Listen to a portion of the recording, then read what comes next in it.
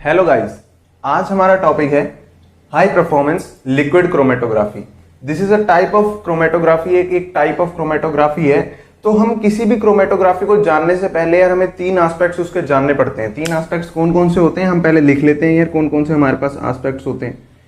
कि क्रोमेटोग्राफी में हमारे पास एक तो मोबाइल फेस और स्टेशनरी फेस का बहुत ज्यादा इंपॉर्टेंस होता है। क्या होता है? मोबाइल फेस और स्टेशनरी फेस का बहुत ज्यादा इंपॉर्टेंस होता है कि यार दो कितनी भी तरह की हम क्रोमेटोग्राफी पढ़ लें, हमें मोबाइल फेस और स्टेशनरी फेस पता होना चाहिए। That is the important criteria. आगे हम यहाँ पे बात कर लेते हैं कि यार उसके कैरेक्टरिस्टिक्स क्या हैं। कैरेक्टरिस्टिक्स क्या है कि what are the characteristics of the separation of the different elements of the sample, कि जो सैंपल के एलिमेंट्स हम सेपरेट करना चाहते हैं तो वो किस कैरेक्टरिस्टिक्स पे सेपरेट हो रहे हैं। That is the main criteria. तो अगर मैं बात कर लेता हूं ये दो पॉइंट्स की, and third is the mechanism. Third जो है वो किस तरीके से सेपरेट हो रहा है वो मैकेनिज्म हम पढ़ेंगे। हर क्रोमेटोग्राफी में वो सिंपल समझ में आती है बात। तो हम एचपीएलसी को यही 3 पॉइंट पे डिस्क्राइब करेंगे, हमें एचपीएलसी पूरी अच्छे से समझ में आ जाएगी, कोई दिक्कत वाली बात नहीं होगी। अगर हम बात कर लेते हैं हाई परफॉर्मेंस लिक्विड क्रोमेटोग्राफी की, तो मोबाइल फेस और स्टेशनरी फेस पे आते हैं। पहले देखो, लिक्विड क्रोमेटोग्राफी है, जिस हिसाब का नाम है उस हिसाब का हमारे पास क्या है, मोबाइल फेस है या कैरियर है। कैरियर और मोबाइल फेस की अगर मैं बात कर लेता हूं, कैरियर और मोबाइल फेस की बात कर लेता हूं, तो दोनों ही एक जैसे होते हैं, दोनों ही एक होते हैं। मतलब अगर मैं बात करूं सैंपल को कैरी करने वाली चीज, that is termed as a carrier और अ मोबाइल फेस, जो चलेगी। दैट इज मोबाइल मतलब चलना, जो चलेगी। आगे हम यहाँ पे बात कर लेते हैं कि तो हमारे पास हाई परफॉर्मेंस लिक्विड क्रोमेटोग्राफी में कैरियर और मोबाइल फेस क्या होता है। वो हमारे पास होता है यार लिक्विड होता है। क्या होता है हमारे पास? लिक्विड। वो हमारे पास क्या होता है? लिक्विड होता है। कि कैरियर और मोबाइल फेस कौन सा होगा हमारे पास? लिक्विड होगा। इतनी बात क्लियर होनी चाहिए भाई, लिक्विड होता है। अब क्या होता है बेसिकली, हम यहाँ पे बात करते हैं कि यार इस कंटेनर में हमारे पास लिक्विड है, पर एक कंटेनर का जो लिक्विड है वो इस वाले ट्यूब में अपने आप आगे नहीं बढ़ सकता। एक बर्तन में पड़ा हुआ पानी क्या ऊपर चढ़ जाएगा? नहीं चढ़ेगा। तो देयरफॉर हम क्या बोल सकते हैं कि यार यहाँ पे एक पंप लगाया गया है। क्या लगाया गया है? पंप लगाया गया है, जो इस लिक्विड को फोर्स आउट करेगा to go in that tube. जो ट्यूब है इसमें आने के लिए पुल आउट करेगा। क्या करेगा कि भाई लिक्विड इस ट्यूब में आए। कौन करेगा? वो ये पंप करेगा। इस पंप का काम समझ में आ जाना चाहिए। फिर अगर हम यहाँ पे बात करते हैं तो यहाँ पे एक हमारे पास सैंपल इंजेक्टिंग पोर्ट होती है। सिंपल बात समझ में आती है यार, सैंपल इंजेक्टिंग पोर्ट होती है कि यहाँ पे हम सैंपल को लोड करेंगे इस इंस्ट्रूमेंटेशन पार्ट में। इतनी बात क्लियर होनी चाहिए। अब यहाँ पे थोड़ा सा एक इंपॉर्टेंट एस्पेक्ट आता है यार हाई परफॉर्मेंस लिक्विड क्रोमेटोग्राफी की, कि हाई परफॉर्मेंस लिक्विड क्रोमेटोग्राफी में कहता है कि what type of a mobile face हमने बात कर ली, लिक्विड है। अब क्या होता है, जो हमारे पास सैंपल है ना, सैंपल वो इस पर्टिकुलर लिक्विड फेस में, इस पर्टिकुलर मोबाइल फेस में सॉल्युबल होना चाहिए। क्या होना चाहिए? सॉल्युबल होना चाहिए। अब सॉल्युबिलिटी या डिसॉल्व का दो क्राइटेरिया अगर हम बात करते हैं तो क्या होता है यार, हमारे पास पोलर सॉल्वेंट्स होते हैं और एक हमारे पास होते हैं non polar solvents. Polar solvents and non polar solvents. तो अगर हम बात कर ले यहाँ पे यार कि पोलर सॉल्वेंट्स हैं तो वो पोलर सैंपल्स को ही डिसॉल्व करेंगे, and non polar solvents such like organic solvents जो होते हैं वो हमारे पास नॉन पोलर सॉल्वेंट्स को ही डिसॉल्व करेंगे। पोलर सॉल्वेंट्स को आप ये भी बोल सकते हैं कि यार वो हाइड्रोफिलिक इन नेचर है। हाइड्रोफिलिक इन द सेंस कि यार they are water loving, water ionic होता है, तो therefore they are considered to be the hydrophilic solvents, जो कि ऐसे सैंपल्स को डिसॉल्व करेंगे जो खुद भी कैसे हैं, पोलर हैं, हाइड्रोफिलिक हैं, वाटर लविंग हैं।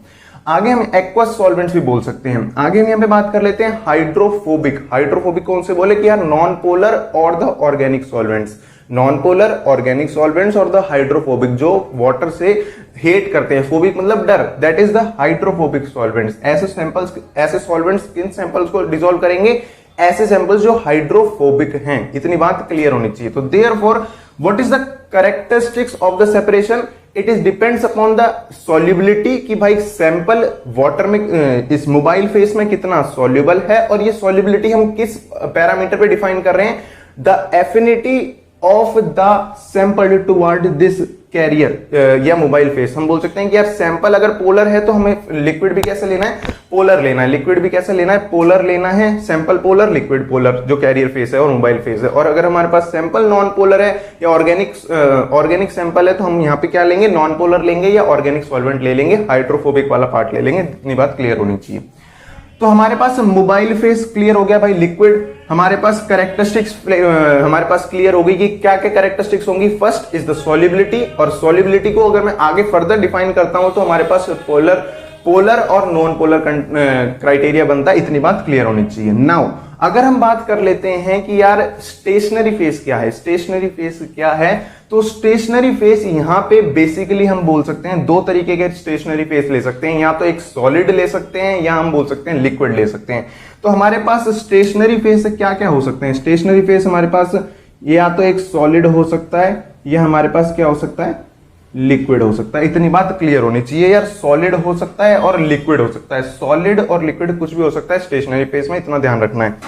आगे हम यहां पे बात कर ले, now talks about the mechanism. Mechanism क्या है, इसका बहुत ज्यादा इंपॉर्टेंट कैरेक्टरिस्टिक्स यही है कि पोलर नॉन पोलर वाला क्राइटेरिया एचपीएलसी में बहुत ज्यादा इंपॉर्टेंस देता है।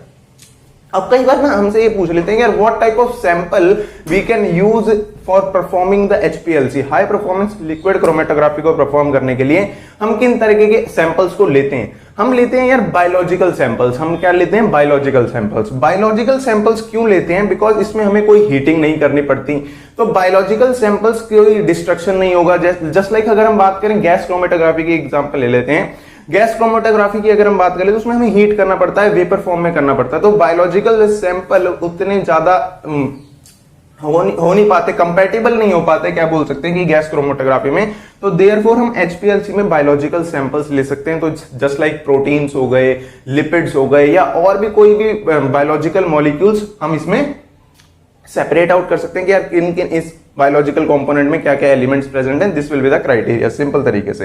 तो type of samples, biological samples, इतना बात क्लियर रखनी है। आगे हम यहाँ पे बात कर लेते हैं कि यार मैकेनिज्म क्या है। तो ध्यान से देखेंगे, मैकेनिज्म देखेंगे ध्यान से। हमने क्या करा कि यार यहाँ पे हमने लिक्विड फेस ले लिया इस कंटेनर में। The pump will pull out the liquid, क्या करेगा कि यार पंप ना पुल करेगा लिक्विड को इन दिस ट्यूब। अब ट्यूब है तो यहाँ पे हम बोल सकते हैं सैंपल इंजेक्टिंग पोर्ट भी है। इस लिक्विड पे क्या होगा यार, सैंपल आएगा। इस लिक्विड पे क्या आएगा, सैंपल आएगा, कैरी करेगा टू दिस ट्यूब। अब ध्यान से समझेंगे, टू दिस ट्यूब। इस ट्यूब के अंदर हमारे पास स्टेशनरी फेस है। ध्यान से, इस ट्यूब के अंदर हमारे पास स्टेशनरी फेस है, और इस ट्यूब के अंदर अगर स्टेशनरी फेस है तो वो स्टेशनरी फेस क्या है, हमारे पास यार सिलिका बीड्स हो सकती हैं, सिलिका बीड्स हो सकती हैं जो इसके अंदर पूरी तरह कोटेड होती हैं। These will act as a stationary phase. इतनी बात क्लियर होनी चाहिए। तो अगर हम यहां पे बात कर लें सिंपल सी कि दो क्राइटेरिया बनते हैं, वो हम सिंपल समझते हैं। मैं यहां से इसको मिटा देता हूं कि अगर यहां पे अगर मैं सिंपल तरीके से बात करता हूं तो दो क्राइटेरिया बनते हैं, दो एस्पेक्ट्स देख रहे हैं। तो ध्यान से देखेंगे, अगर मैं यहां पे बात करता हूं कि ये एक ट्यूब का पार्ट है, मान लेते हैं ये एक ट्यूब का पार्ट है और ये एक सेकंड ट्यूब का पार्ट है। यहां पे हम दो different instrumentation of HPLC simultaneously study कर रहे हैं। फॉर एग्जांपल यहां पे अगर मैं देखता हूं कि ये ट्यूब का पार्ट लिया है मैंने, ये ट्यूब का पार्ट लिया है, और यहां पे मैंने क्या करा यार, सिलिका बीड्स ले लिए जो कि हमारे पास स्टेशनरी फेस है। और ये कैसा है, इस बार कैसा है, यहां पे ये है हाइड्रोफोबिक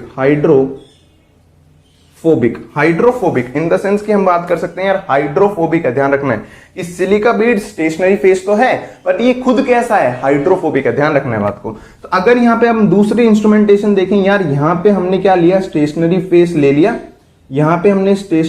ले लिया, but this time this stationary phase is considered to be a hydrophilic in nature, hydrophilic है ये नेचर में। इतनी बात क्लियर होनी चाहिए, हाइड्रोफिलिक है। आगे हम यहां पे बात कर लेते हैं कि अब यहां से सैंपल आया, मान लेते हैं यहां पे सैंपल आया, केस 1 की बात कर रहे हैं, यहां से सैंपल आया and if this sample contains, हम बोल सकते हैं क्या, हाइड्रोफिलिक पार्ट। मान लेते हैं कि पहले पार्ट में खुद जो स्टेशनरी फेस है वो हाइड्रोफोबिक है, और जो सॉल्यूशन आया, जो सैंपल आया उसके अंदर हाइड्रोफिलिक पार्ट है। समझ में आया, hydrophilic part that is water loving, खुद कैसा है, वाटर हीटिंग। तो हमारे पास क्या होगा, बिल्कुल भी एफिनिटी नहीं होगी। तो जब रिटेन करने का क्राइटेरिया आता है ना, स्टेशनरी फेज पे क्या होता है, जो सैंपल के एलिमेंट्स होते हैं वो रिटेन करते हैं, और रिटेन तभी करेंगे जब सेम एफिनिटी होगी, कि सैंपल अगर हाइड्रोफिलिक है तो ये जो स्टेशनरी फेज है उसका भी नेचर कैसा होना चाहिए, हाइड्रोफिलिक होना चाहिए। हाइड्रोफिलिक, हाइड्रोफिलिक, हाइड्रोफोबिक, हाइड्रोफोबिक, ये क्राइटेरिया होना चाहिए। पर मैं क्या बोल रहा हूं कि भाई हाइड्रोफोबिक स्टेशनरी फेज है बट सैंपल आ रहा है हाइड्रोफिलिक, हाइड्रोफिलिक, तो यहां पे कोई भी सैंपल रिटेन नहीं करेगा। बट अगर मैं कंपेयर करूं, फॉर एग्जांपल मैंने मान लिया कि दो एलिमेंट्स आ रहे हैं ए और बी, ए और बी मैंने दो कंसीडर कर लिए, तो यहां पे किसी एक कंपोनेंट का हाइड्रोफिलिक नेचर ज्यादा होगा एज कंपेयर टू मतलब सेकंड वन, तो मतलब हैं दोनों ही हाइड्रोफिलिक, हैं दोनों ही हाइड्रोफिलिक, बट किसी एक का ज्यादा होगा। तो कंपैरेटिवली जो दूसरे वाले का हाइड्रोफिलिक नेचर कम है तो उसको हम हाइड्रोफोबिक बोल सकते हैं ना, हाइड्रोफोबिसिटी है उसके पास थोड़ी बहुत। तो क्या करेगा, जिसके पास ज्यादा हाइड्रोफिलिक कैरेक्टर है वो जल्दी से निकल जाएगा। क्या निकल जाएगा, जल्दी से निकल जाएगा, वो रिटेन नहीं हो पाएगा। किस पे, स्टेशनरी फेज पे, स्टेशनरी फेज पे रिटेन नहीं हो पाएगा। बट जिसके पास हल्की हाइड्रोफोबिसिटी है, बिकॉज हाइड्रोफोबिक स्टेशनरी फेज लिया है, ध्यान रखने वाली बात है, तो ये रिटेन कर जाएगा, ये रिटेन कर जाएगा किस पे, ये रिटेन कर जाएगा स्टेशनरी फेज पे। तो ध्यान से देखेंगे कि जब इस तरीके की क्रोमेटोग्राफी होगी तो मैं मान रहा हूं कि यार जो बी है वो जल्दी निकल गया, तो डिटेक्टर क्या करेगा, पहले बी कंपोनेंट को डिटेक्ट करेगा, बी कंपोनेंट को डिटेक्ट करेगा, एंड देन वो क्या करेगा, ए कंपोनेंट को डिटेक्ट करेगा, ए कंपोनेंट को डिटेक्ट करेगा। तो इतनी बात समझ में आती है। अब आगे हम चलते हैं, इसका हम ग्राफ भी देखेंगे किस तरीके से आता है। बट केस 2 की अगर मैं बात करता हूं कि अगर मैंने स्टेशनरी फेस हाइड्रोफिलिक ले लिया, केस 2 में हमने क्या करा कि स्टेशनरी फेस हाइड्रोफिलिक ले लिया, और हमने अब सैंपल को जस्ट अपोजिट, सारी कंडीशंस अपोजिट कर दी कि यार हाइड्रोफिलिक स्टेशनरी फेस ले लिया और सैंपल कैसा ले लिया, हाइड्रोफोबिक ले लिया, फोबिक ले लिया। तो अब यहां पे ए और बी की अगर मैं बात कर लेता हूं, just imagine C and D बात कर लेते हैं, सी एंड डी, ज्यादा कंफ्यूजन नहीं होगी, सी एंड डी की अगर हम बात कर लेते हैं तो हम यहां पे बात करते हैं कि यार हाइड्रोफिलिक स्टेशनरी फेस, और हम बोल सकते हैं हाइड्रोफोबिक हमारे पास सैंपल था। तो हाइड्रोफोबिक तो कभी हाइड्रोफिलिक पे एफिनिटी दिखाएगा ही नहीं, मैंने बोला था कि सेम होनी चाहिए एफिनिटी दिखाने के लिए। तो अगर मैं बात करता हूं दोनों ही जाने की टेंडेंसी है, दोनों की ही जल्दी जाने की टेंडेंसी है, बट कंपैरेटिव स्टडी अगर करें तो मैंने ये मान लिया कि यार डी की ना हाइड्रोफोबिसिटी ज्यादा है as compare to hydrophobicity of C. तो इसके पास थोड़ा सा हाइड्रोफिलिक कैरेक्टर है, किसके पास, सी के पास। अगर सी के पास हाइड्रोफिलिसिटी है, हाइड्रोफिलिक कैरेक्टर थोड़ा सा ज्यादा है, थोड़ा सा, दोनों हाइड्रोफोबिक हैं, समझ में आती है बात, थोड़ा सा अगर ज्यादा है तो ये यहां पे रिटेन करने की टेंडेंसी इसकी ज्यादा है, तो देयरफॉर डी जल्दी निकल जाएगा और सी क्या होगा, रिटेन कर जाएगा। सी क्या कर जाएगा, रिटेन कर जाएगा। तो देयरफॉर डिटेक्टर क्या करेगा यार, डी को पहले ही डिटेक्ट कर लेगा और उसके पीक्स दे देगा, उसके ग्राफ बना देगा। इतनी बात क्लियर होनी चाहिए। तो हमारे पास मेन मैकेनिज्म क्या है कि किस तरीके की रिटेंशन चल रही है, हाइड्रोफोबिक टू हाइड्रोफिलिक और हाइड्रोफिलिक टू हाइड्रोफोबिक, या सेम होनी चाहिए तो ज्यादा रिटेंशन होगी। इतनी बात क्लियर होनी चाहिए।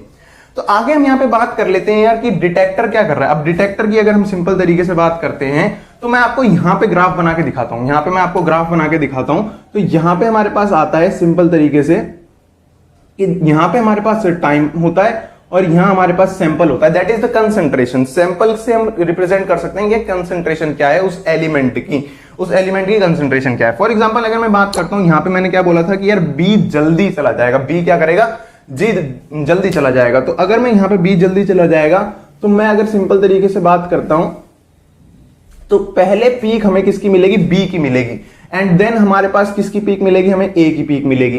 तो जो पहली पीक है वो हमारे पास बी की है और हमारे पास जो दूसरी पीक है वो हमारे पास किसकी है, ए की है। तो हम यहां पे बात कर सकते हैं कि ये देखो, अगर हम ग्राफ को स्टडी करें तो हमारे पास एक पीक आती है जो हायर ऊपर एल्टीट्यूड पे है। तो जो हायर पीक होगी that will represent the higher concentration, जितनी हायर पीक उतनी हायर कंसंट्रेशन। और we can say the area of the peak, area of the peak is that, area की हम इसके अंदर का जो एरिया है, जितना ज्यादा वाइडर एरिया होगा वो रिप्रेजेंट करेगा कि जितनी ज्यादा कंसंट्रेशन है उस एलिमेंट की उस सैंपल में। इतनी बात क्लियर होनी चाहिए। यहां पे अगर हम बात कर लेते हैं नीचे की तरफ, तो यहां पे मैंने बोला कि यार डी में ज्यादा आएगी तो पहले डी की कर्व आ जाएगी एंड देन सी की कर्व आ जाएगी। वही same criteria, sample, time, sample हो गया, टाइम हो गया, पीक जितनी ज्यादा उतनी ज्यादा कंसंट्रेशन, जितना ज्यादा ब्रॉडर एरिया उतनी ज्यादा हमारे पास क्या होगी, वो हमारे पास कंसंट्रेशन होगी उस एलिमेंट की उस सैंपल में। इतनी बात क्लियर होनी चाहिए, इतनी बात में कोई दिक्कत नहीं होनी चाहिए। अब अगर मैं बात कर लेता हूं, अब मैं बात कर लेता हूं कि हमारे पास लिक्विड फेस भी हम यूज कर सकते हैं, लिक्विड फेस भी हम यूज कर सकते हैं स्टेशनरी फेस में, लिक्विड भी हम यूज कर सकते हैं स्टेशनरी फेस में। तो हम बोल सकते हैं लिक्विड स्टेशनरी फेस जब हम यूज कर रहे हैं तो डिफरेंट क्राइटेरियाज हैं, बट सेम मैकेनिज्म यही लगेगा, सेम मैकेनिज्म यही लगेगा। बस चेंज क्या हो रहा है, चेंज यही हो रहा है कि स्टेशनरी फेस चेंज हो रहा है, बट उसमें हम मोबाइल फेस और स्टेशनरी फेस दोनों ही क्या लेके चलते हैं, लिक्विड लेके चलते हैं। अब यहां पे अगर बात कर लेते हैं तो यहां पे इसकी परफॉर्मेंस बहुत ही अच्छी है। अब यहां पे बोल रहा है कि यार हाई परफॉर्मेंस लिक्विड क्रोमेटोग्राफी, कई बार बोल देते हैं high pressure liquid chromatography. Why high pressure क्यों बोल रहे हैं, बिकॉज यहां पे जो लिक्विड फेस हमने लिया है, या लिक्विड मोबाइल फेस जो लिया है, इसकी टेंडेंसी खुद ऊपर जाने की नहीं है, तो पंप लगा रखा है और पंप क्या करेगा, हाई प्रेशर से इस लिक्विड को पुल आउट करेगा। और इस ट्यूब का जो डायमीटर है वो बहुत छोटा है, तो देयरफॉर जब पुल होगा तो इस ट्यूब में हाई प्रेशर जनरेट होगा, इस ट्यूब में हाई प्रेशर जनरेट होगा। That is why it is also termed as high pressure liquid chromatography और the high performance liquid chromatography. I hope so guys clear होगा इतनी बात। अब इसके अगर हम बात कर लेते हैं तो यहां पे हमारे पास HPLC फिनिश होता है। आई होप सो गाइस आपको पसंद आया होगा।